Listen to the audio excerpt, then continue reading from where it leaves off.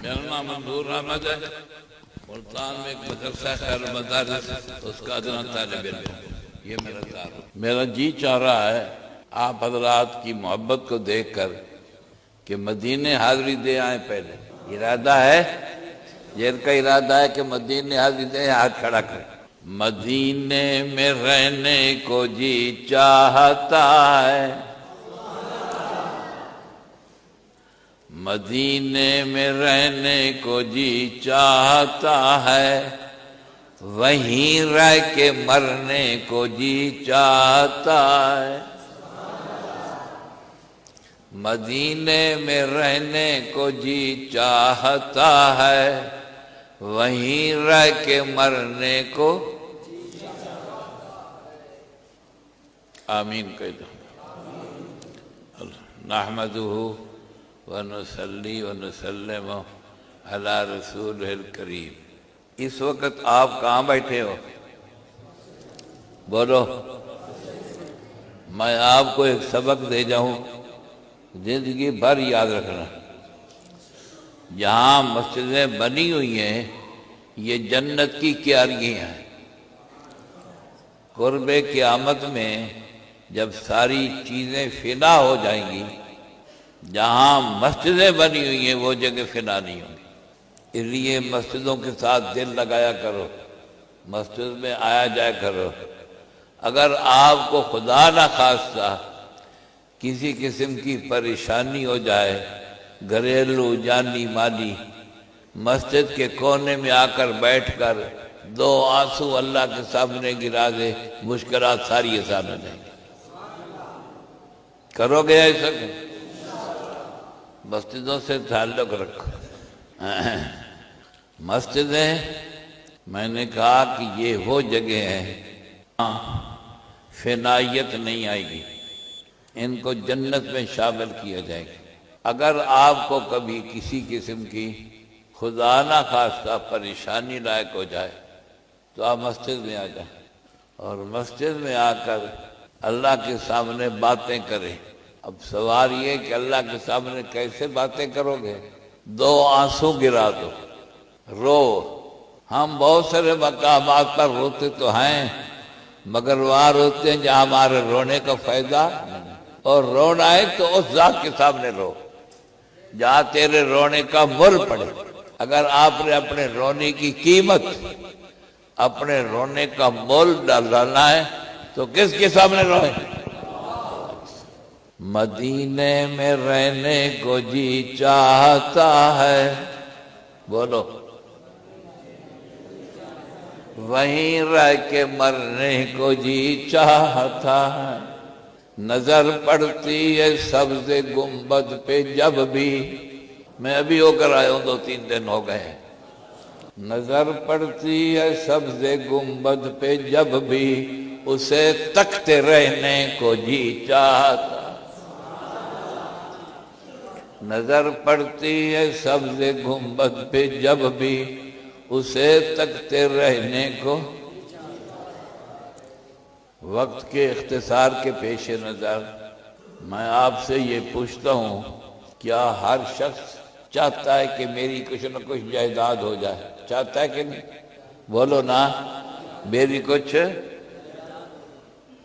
مگر چاہتے تو ہم سارے ہیں کہ ہماری کچھ نہ کچھ کیا ہو جائے، مگر جائیداد کو ہم نے سمجھا ہی نہیں کہ جائیداد کس کو کہتے ہیں۔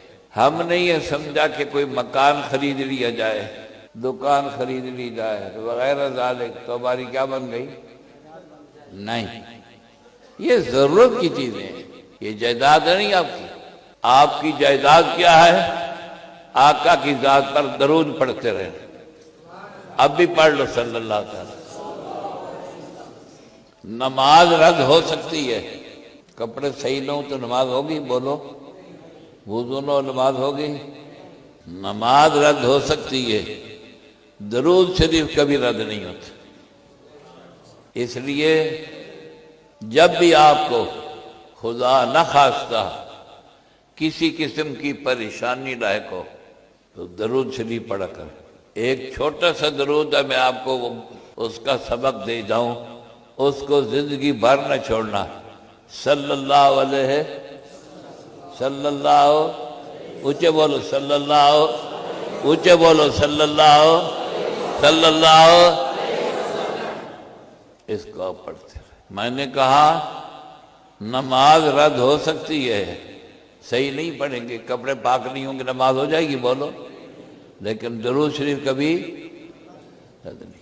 اگر آپ چاہتے ہیں کہ ہم پریشانیوں سے بچتے رہیں، ہمارے حالات بہتر رہیں، تو بجائے اس کے کہ ادھر ادھر کے اندر پاؤں مارنے کے، درود شریف کی کثرت رکھیں۔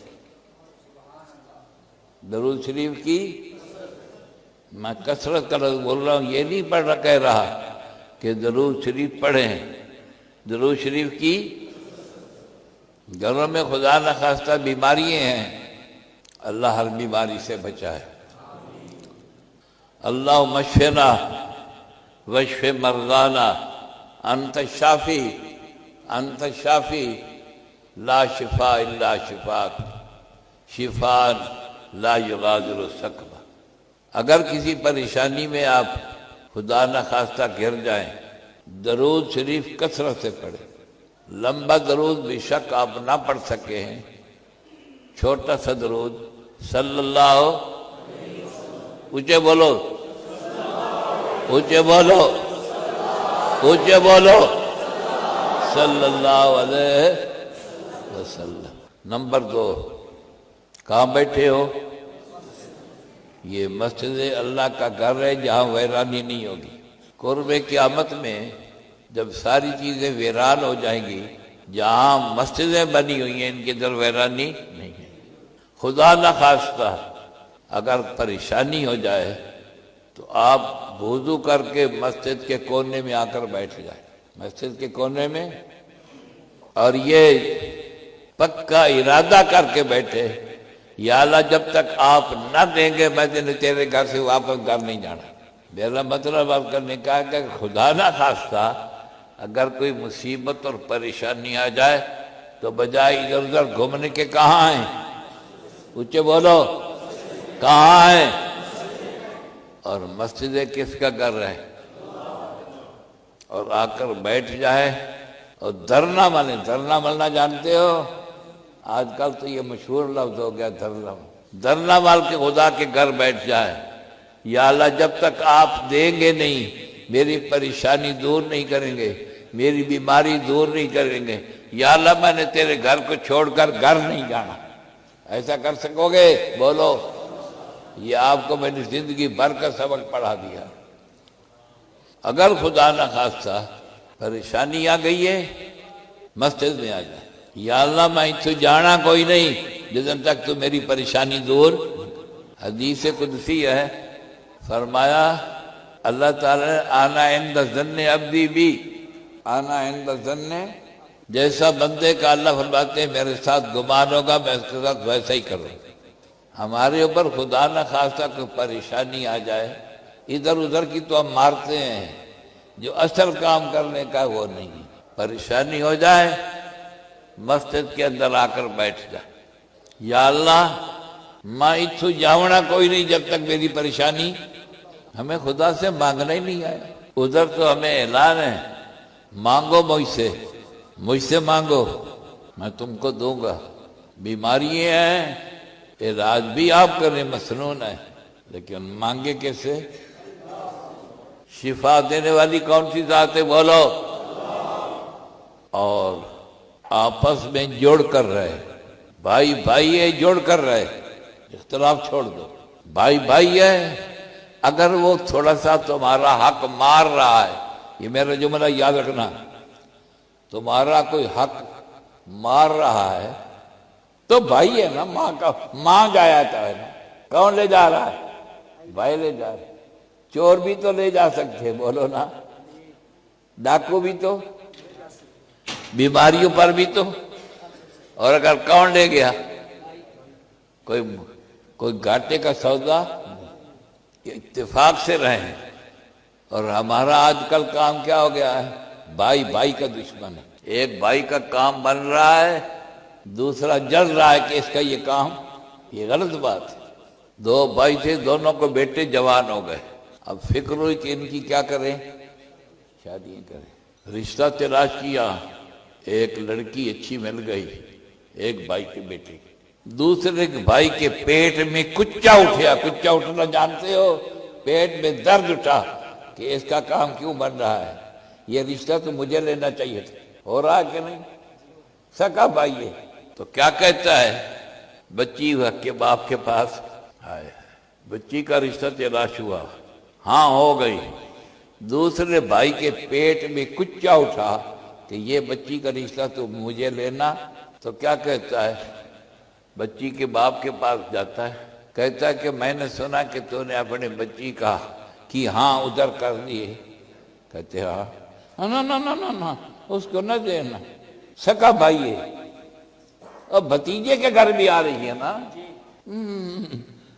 اس کو نہ دینا یہ رشتہ، اس کے بچے کو یہ رشتہ، اس کا بچہ 9ویں چفیل ہے، میرے بچے کو دینا، میرا صرف 7ویں چفیل ہے۔ عقل ماری گئی کہ نہ ماری گئی؟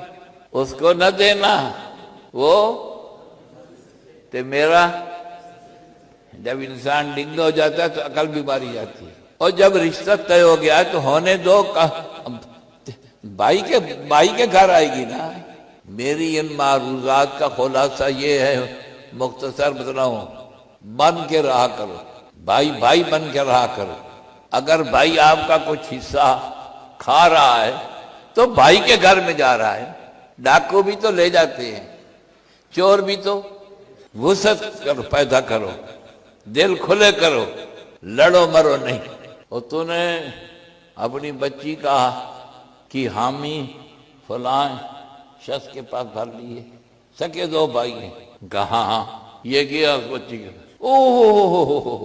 اس کو نہ دینا یہ رشتہ، سکا بھائی ہے، سکا بھائی۔